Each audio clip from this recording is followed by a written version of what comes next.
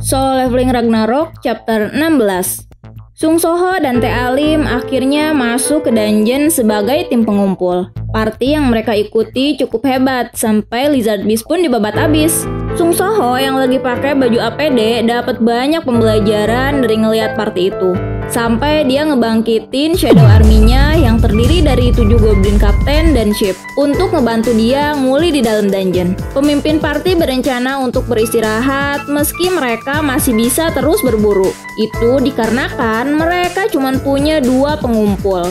Dia ngerasa 2 pengumpul itu hanya jadi beban karena memperlambat perburuannya. Tapi saat ngelihat ke belakang, semua pengumpulan udah diberesin sama sekumpulan goblin. Pemimpin party yang terkejut itu langsung datengin Sung Soho. "Apa itu semua milikmu?" Saat Sung Soho dan Teh Alim ngira kalau mereka bakal kena marah, tiba-tiba dia menjabat tangan Sung Soho dan memintanya untuk menjadi pengumpul eksklusif buat regu mereka. Sung Soho yang gak berencana buat jadi pengumpul pun pastinya nolak, meski diiming-imingi gaji di atas UMR. Masalah lain muncul ketika para hunter lainnya nemuin mayat warga sipil di dalam dungeon. Terdapat nyala api biru pada mayat mereka. Sung Soho dan Teh Alim yang pernah ngeliat fenomena serupa ngasih tahu ke para hunter di sana. Sepertinya dia terkena mistburn. Dan gak cuman satu. Hunter lainnya nemuin banyak mayat yang serupa di dalam dungeon dan semuanya adalah warga sipil. Sung Soho nyaranin buat ngehentiin perburuan dan segera lapor ke asosiasi hunter. Tapi pemimpin tim ngerasa kalau mereka bisa terus maju karena partinya memiliki Awaken Rank D dan C, meski udah diperingatin oleh Sung Soho. Sung Soho juga ngasih tahu Teh Alim, jika situasinya jadi berbahaya, maka dia harus ngelariin diri dengan skill runningnya. Sementara itu, di suatu tempat dalam dungeon yang sama, beberapa orang yang terikat sedang terbakar oleh api biru. Mereka digantung terbalik dengan tangan yang terikat, dan ada 3 sosok yang menjadi dalang di balik kejadian itu. Salah satu dari mereka menanyakan tentang pasokan kayu bakar yang masih kurang.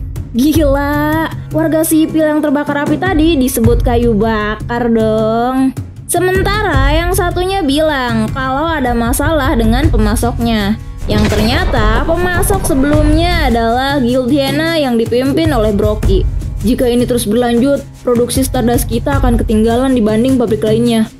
Beast yang bermuka serigala ngedeteksi ada keberadaan para hunter dalam dungeon. Tapi dia justru seneng karena bisa dapet kayu bakar tambahan. Dia segera pergi untuk menghadapi para hunter dan diperingati untuk membawa mereka hidup-hidup.